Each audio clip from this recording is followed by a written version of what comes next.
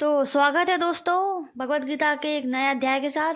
कल जो अध्याय अधूरा रह गया था आज हम उसको पूरा करेंगे और कोशिश करेंगे कि मैं एक अध्याय 2 या 3 पार्ट में कंप्लीट कर दिया करूं। लेकिन बहुत लंबे लंबे पार्ट हैं, बहुत बड़े बड़े पेजेस हैं, इसलिए जल्दी हो नहीं पाता है।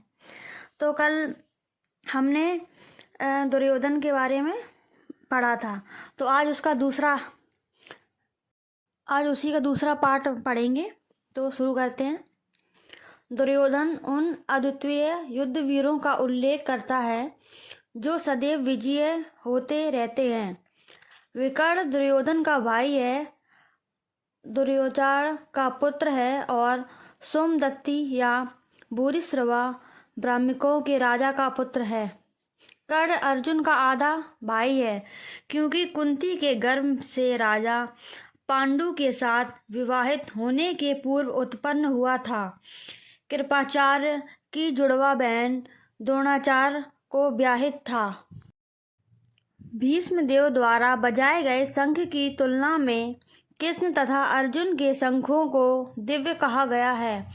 दिव्य शंखों के नाद से यह सूचित हो रहा है कि दूसरे पक्ष की विजय की कोई आशा न थी, क्योंकि श्री कृष्ण पांडवों के पक्ष में थे। जयस्तु पांडुपुत्राण यैसा पंछे जनार्दन। जय सदा पांडु के पुत्र जैसों की होती है, क्योंकि भगवान कृष्ण उनके साथ हैं और जहाँ जहाँ भगवान विद्यमान हैं वहीं वहीं विष्णु या भगवान कृष्ण के शंख द्वारा उत्पन्न दिव्य ध्वनि से सूचित हो रहा है। विजय तथा श्री दोनों की अर्जुन की प्रतीक्षा कर रहे थे। इसके अतिरिक्त जिस रथ में दोनों मित्र आसीन थे वह अर्जुन को अग्नि देवता द्वारा प्रदत्त था और इससे सूचित हो रहा था कि तीनों लोकों में जहाँ कहीं भी यह जाएगा वहाँ विजय निश्चित है। तात्पर्य, इस श्लोक में भगवान कृष्ण को हर्षिकेश कहा गया है क्योंकि वे ही समस्त इंद्रियों के स्वामी हैं। सारे जीव उनकी भिन्नता से विनाश हैं, अतः जीवों की इंद्रियां भी उनकी इंद्रियों के अंश हैं। चूंकि निषेधवादी जीवों की इंद्रियों का कारण बताने में असमर्थ हैं, इसलिए वे जीवों को इंद्रियरहित या निष्क्रिय कहने के लिए उत्सुक रहते हैं। भगवान समस्त जीवों के हृदयों में स्थित होकर उनकी इंद्रियों का निर्देशन करते हैं, किंतु वे इस तरह निर्देशन करते हैं कि जीव उनकी शरण ग्रहण कर ले। और विशुद्ध भक्त की इंद्रियों का तो वे प्रत्यक्ष निर्देशन करते हैं। जहाँ कुरुक्षेत्र की युद्ध भूमि में भगवान कृष्ण अर्जुन की दिव्य इंद्रियों का निर्देशन करते हैं, इसलिए उनका हर्षिकेश कहा गया है। भगवान के विविध कार्यों के अनुसार उनके भिन्न भिन्न नाम हैं। उदाहरणतः इनका एक मधुसूदन है क्योंकि उन्होंने मधु नाम के असुर को मारा था। वे गोवों तथा इंद्रियों को आनंद देने के कारण गोविंद कहलाते हैं। वसुदेव के पुत्र होने के कारण इनका नाम वासुदेव है। देवकी को माता रूप में स्वीकार करने के कारण इनका नाम देवकी नंदन है।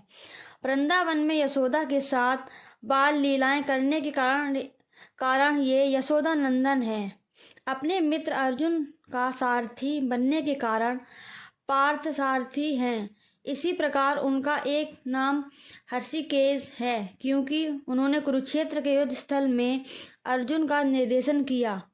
इस श्लोक में अर्जुन का धनुष कहा गया है क्योंकि जब इनके बड़े भाई को विभिन्न यज्ञ संपन्न करने के लिए धन की आवश्यकता हुई थी तो उसे प्राप्त करने में इन्होंने सहायता की थी। इसी प्रकार भीम वर्कोदर कहलाते हैं क्योंकि जैसे वे अधिक खाते हैं उसी प्रकार वे अतिमान्य कार्य करने वाले हैं। जैसे हिडिंबासुर का वध, अतः पांडवों के पक्ष में श्री कृष्ण इत्यादि विभिन्न व्यक्तियों द्वारा विशेष प्रकार के शंखों का बजाया जाना युद्ध करने वाले सैनिकों के लिए अत्यंत प्रेरणाप्रद था। विपक्ष में ऐसा कुछ ना था। ना तो परम निर्देशन भगवान कृष्ण थे, ना ही भाग्य की देवी थी। अतः युद्ध में उनकी पराजय पूर्व निश्चित थी। शंखों की ध्वनि मानो यही संदेश दे रही थी। संजय ने राजा धृतराष्ट्र को अत्यंत चतुराई से यह बताया कि पांडु के पुत्रों को धोखा देने तथा राज्य सिंहासन पर अपने पुत्रों को आसीन करने की यह अविवेकपूर्ण नीति श्लाघनीय नहीं थी। लक्षणों से पहले यह सूचित हो रहा था कि इस महायुद्ध में सारा कुशु वंश मारा जाएगा। भीष्म पितामह से लेकर अभिमन्यु तथा अन्य पौत्रों तथा विश्व के अनेक देशों के राजाओं समेत उपस्थित सारे के सारे लोगों का विनाश निश्चित था।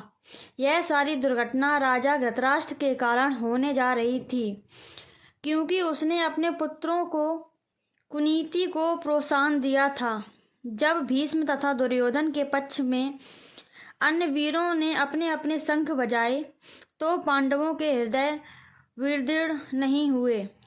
ऐसी घटनाओं का वर्णन नहीं मिलता है, किंतु इस विशिष्ट श्लोक में कहा गया है कि पांडव पक्ष के शंखनाद में धृतराष्ट्र के पुत्रों के हृदय विदीर्ण हो गए। इसका कारण स्वयं पांडव और भगवान कृष्ण में उनका विश्वास है। परमेश्वर की शरण ग्रहण करने वाले को किसी प्रकार का भय नहीं रह जाता, चाहे वह कितनी ही विपत्ति में क्यों ना हो। युद्ध प्रारंभ होने ही वाला था। उपर्युक्त कथन से ज्ञात होता है कि पांडवों की सेना की अप्रत्याशी व्यवस्थाएं से धृतराष्ट्र के पुत्र बहुत कुछ निरुत्साहित थे, क्योंकि युद्ध भूमि में पांडवों का निर्देशन भगवान कृष्ण के आदेशानुसार हो रहा था। अर्जुन की ध्वजा पर हनुमान का चिन्ह भी विजय का सूचक है, क्योंकि हनुमान ने राम तथा रावण युद्ध में राम की सहायता की थी, जिससे राम विजय हुए थे। इस समय अर्जुन की सहायता के लिए उनके रथ पर राम तथा हनुमान दोनों उपस्थित थे। भगवान कृष्ण साक्षात राम हैं और जहाँ भी राम रहते हैं वहाँ उनका नित्य सेवन हनुमान होता है तथा उनकी नित्य संगिनी वैभव की देवी सीता उपस्थित रहती है। अतः अर्जुन के लिए किसी भी शत्रु से भय का कोई कारण नहीं था। इससे भी अधिक इंद्रियों के स्वामी भगवान कृष्ण निर्देश देने के लिए साक्षात उपस्थित थे। इस प्रकार अर्जुन को युद्ध करने के मामले में सारा सत्परामर्श प्राप्त था। ऐसी स्थितियों में जिनकी व्यवस्था भगवान ने अपने साक्षात भक्त के लिए की थी, निश्चित विजय के लक्षण स्पष्ट थे। यद्यपि श्री कृष्ण साक्षात श्री भगवान हैं, किंतु वे अहेतु की कृपावंश अपने मित्र की सेवा में लगे हुए थे। वे अपने भक्तों पर स्नेह दिखाने में कभी नहीं चूकते। इसलिए अर्जुन ने उन्हें अच्युत कहा है। सारथी रूप में उन्हें अर्जुन की आज्ञा का पालन करना था और उन्होंने इसमें कोई संकोच नहीं किया। अतः उन्हें अच्युत कहकर संबोधित किया गया है। यद्यपि उन्होंने अपने भक्त का सारथी पद स्वीकार किया है, किंतु इससे उनके परम स्थिति अक्षुण्ण बन रही है। प्रत्येक परिस्थितियों में वे इंद्रियों के स्वामी श्री भगवान हृषिकेश के भगवान हैं। भगवान तथा उनके सेवक का संबंध अत्यंत मधुर एवं दिव्य होता है। सेवक स्वामी की सेवा करने के लिए सदैव उद्यत रहता है और भगवान भी भक्त की कुछ न कुछ सेवा करने की कोशिश करते रहते हैं। वे इसमें विशेष आनंद का अनुभव करते हैं कि वे स्वयं आज्ञादाता न बने, अपितु उनके शुद्ध भक्त उन्हें आज्ञा दें। चूँकि वे स्वामी हैं, अतः सभी लोग उनके आज्ञा पालन हैं और उनके ऊपर उनको आज्ञा देने वाला कोई नहीं है। किंतु जब वे देखते हैं कि उनका शुद्ध भक्त आज्ञा दे रहा है तो उन्हें दिव्य आनंद मिलता है। यद्यपि वे समस्त परिस्थितियों में अच्युत रहने वाले हैं, अच्युत रहने वाले हैं। भगवान का शुद्ध भक्त होने के कारण अर्जुन को अपने बंधु बाधाओं से युद्ध करने की तकनीक भी इच्छा न थी, किंतु दुर्योधन द्वारा शांतिपूर्ण समझौता न करने के हठ धार्मिक पर उतारू होने के कारण उसे युद्ध भूमि में आना पड़ा। अतः वह यह जानते के लिए अत्यंत उत्सुक था कि युद्ध भूमि में कौन कौन अग्रणी व्यक्ति उपस्थित है। यद्यपि युद्ध भूमि में शांति प्रयासों का कोई प्रश्न नहीं उठता, तो भी वह उन्हें फिर से देखना चाह रहा था और यह देखना चाह रहा था कि वे इस अवांछित युद्ध पर किस हद तक तुले हुए हैं। यह सर्वविदित तथा कि दुर्योधन अपने पिता धृतराष्ट्र की साठगांठ से पापपूर्ण योजनाएं बनाकर पांडवों के राज्य को हड़पना चाहता था। अतः जिन समस्त लोगों ने दुर्योधन का पक्ष ग्रहण किया था, वे उसी के समान धर्मा रहे होंगे। अर्जुन युद्ध प्रारंभ होने के पूर्व यह तो जान ही लेना चाहता था कि कौन कौन से लोग आए हुए हैं, किंतु उनके समझ समझौता का प्रस्ताव रखने की कोई योजना नहीं थी। यह भी तथ्य था कि वह उनकी शक्ति का, जिसका उसे सामना करना था, अनुमान लगाने की दृष्टि से उन्हें देखना चाह रहा था। यद्यपि उसे अपनी विजय का विश्वास था, क्योंकि कृष्ण की उसके बगल में विराजमान थे। इस संजय ने कहा, हे भरतवंशी अर्जुन द्वारा इस प्रकार संबोधित किए जाने पर भगवान कृष्ण ने दोनों दलों के बीच में उस उत्पन्न रथ को लेकर खड़ा कर दिया। तात्पर्य, इस श्लोक में अर्जुन को गुणाकेश कहा गया है। गुणाका का अर्थ है नींद, और जो नींद को जीत लेता है वह गुणाकेश है। नींद का अर्थ अज्ञान भी है। अतः अर्जुन ने कृष्ण की मित्रता के कारण नींद तथा अज्ञान दोनों पर विजय प्राप्त की थी। कृष्ण के भक्त के रूप में वह कृष्ण को क्षण भर भी नहीं भुला पाया, क्योंकि भक्त का स्वभाव ही ऐसा होता है। यहाँ तक कि चलते अथवा सोते हुए भी कृष्ण के नाम, रूप, गुणों तथा लीलाओं की चिंतन से भक्त कभी मुक्त नहीं रहता। अतः कृष्ण का भक्त उनका निरंतर चिंतन करते हुए नींद तथा अज्ञान दोनों को जीत सकता है।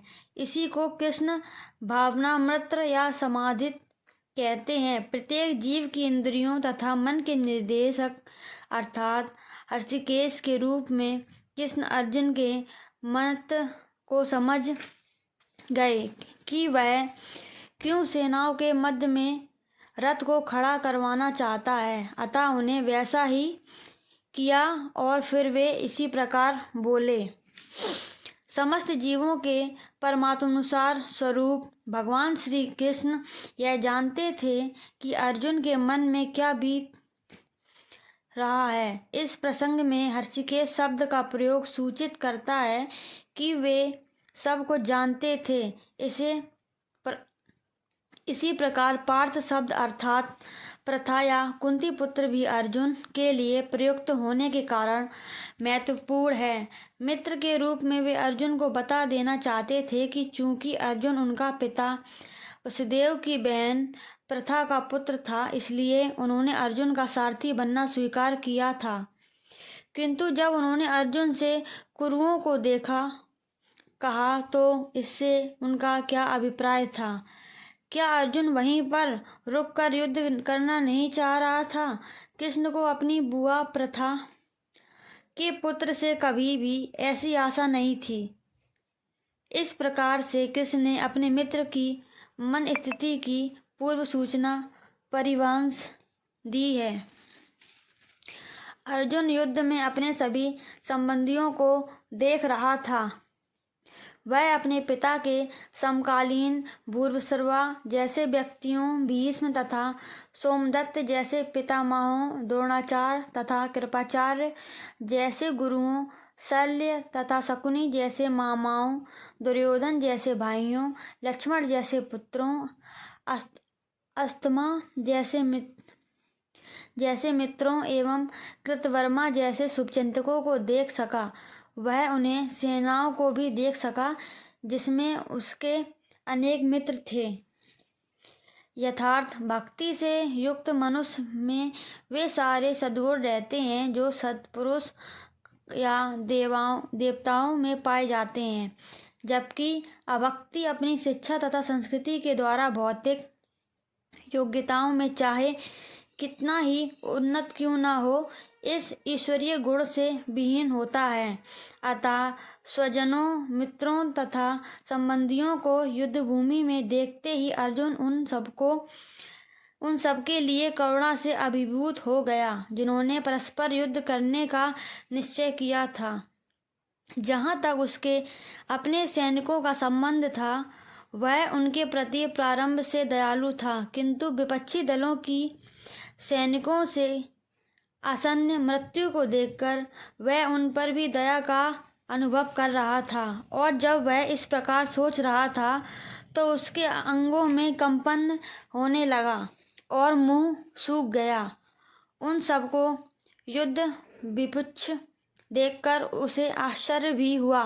प्रायः सारा कुटुंब अर्जुन के सगे संबंधी उससे युद्ध करने आए थे। यद्यपि इसका उल्लेख नहीं है, किंतु तो भी सहज अनुमान लगाया जा सकता है कि न केवल उसके अंग कांप रहे थे और उसका मुंह सूख रहा था, अपितु वह दयावंश रुदन भी कर रहा था। अर्जुन में ऐसे लक्षण किसी दुर्बलता के कारण नहीं, अपितु हृदय की कोमलता के कारण थे, जो भगवान के शुद्ध भक्त का लक्षण हैं।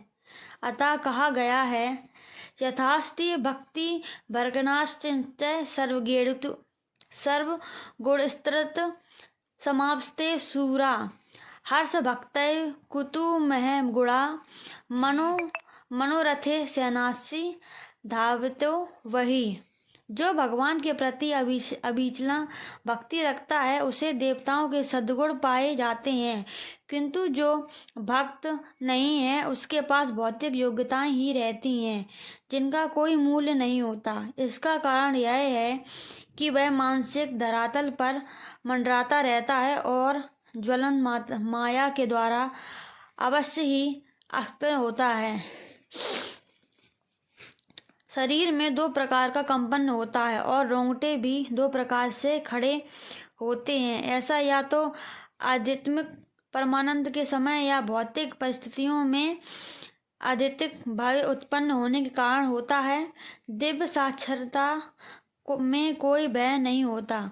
इस अवस्था में अर्जुन के जो लक्षण हैं, वे भौतिक भय अर्थात जीवन की हानि के कारण हैं। अन्य लक्षणों से यह स्पष्ट है, वह इतना अधीर हो गया है कि उसका विख्यात धनुष उसके हाथों से सरक रहा था और उसकी त्वचा से जलन उत्पन्न हो रही थी। ये सब लक्षण देह बुद्धि से जन्य हैं। तो आज के लिए बस इतना ही। बाकी का अध्याय हम कल पढ़ेंगे। जो हमारे चैनल पे नए हैं वो मेरे चैनल को सब्सक्राइब कर लें, बेल आइकन को दबा दें, और मैं कोशिश करूंगी कि सुबह 9:30 बजे तक मेरा ये भगवत गीता का पाठ आ जाया करे। मैं डेली ब्लॉग डालने की कोशिश करूंगी, मुझसे अगर हो सकेगा तो। वैसे मेरे शॉर्ट वीडियो भी हैं, फ़नी वीडियो भी हैं, आप चाहें तो मेरे चैनल को सब्सक्राइब कर लें और देख सकते हैं।